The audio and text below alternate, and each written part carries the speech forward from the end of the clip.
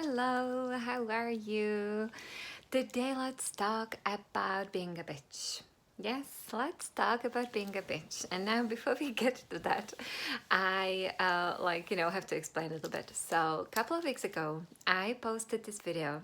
It was on Instagram, and it was me literally saying out to the world that I'm a bitch, and that I love it, and that I adore this part of me, and that it really took me a while to admit it because it was like part of doing my shadow work. And if you don't know what shadow work is, it's actually acknowledging those parts of you which you would rather not be, acknowledging them and bringing them kind of from the shadow to the light, and owning them really, because all those shadow parts of us really have a gift for us, right? And so as part of this shadow work, I came up with this video of me being a bitch because it was really one of those things which I just was not able to say out loud before, which I just would be ashamed of even to think, and also which I would be in the past judging people about of being. And so obviously, as you can imagine, if you then judge or other people for being a bitch, then obviously you cannot be yourself, and then you are missing on the gifts of it. And so what would be the gifts, right? So the gifts, for me at least in my world, would be that you think of yourself first.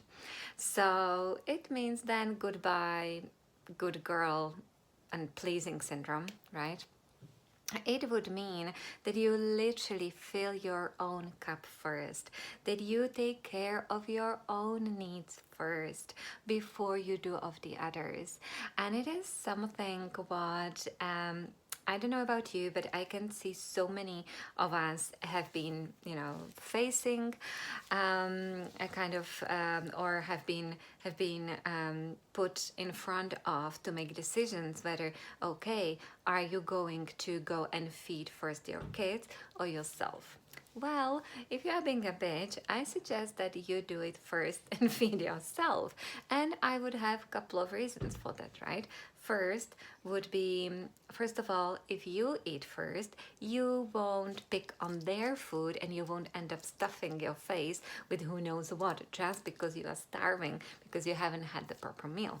If you feed yourself first, then you are not shaky and short-tempered when they come to you suddenly, Mom, can I do this? Can I do that? And you, because you're trying to quickly fix their meal, right?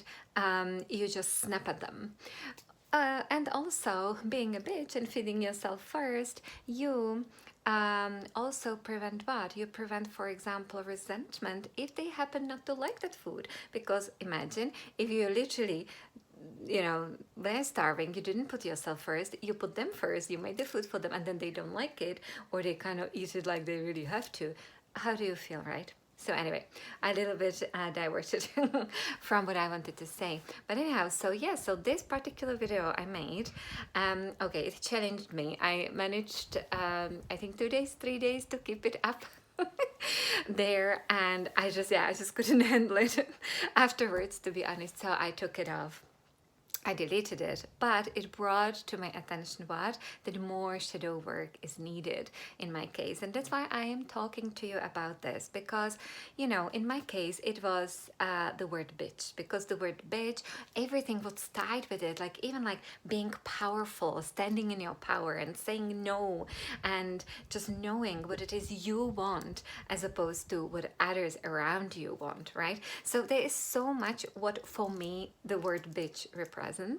But for you, it would be something very different, right? And so I want to ask you, what is that one part of you which, or that word or that label which you could not even stand if somebody thought of you? So think about it.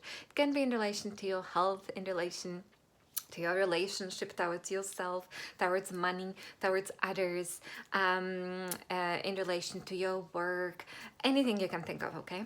Come up with that and just try to imagine what can be a gift of that particular label or of that particular persona you would rather not be.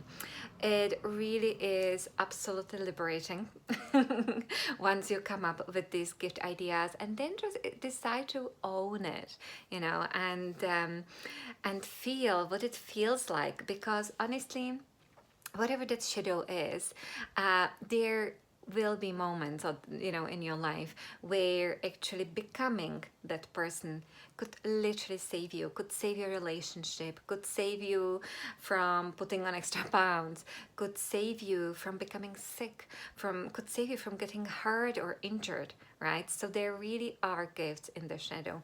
And honestly, when I started doing this work, it was actually 2 years ago at this point.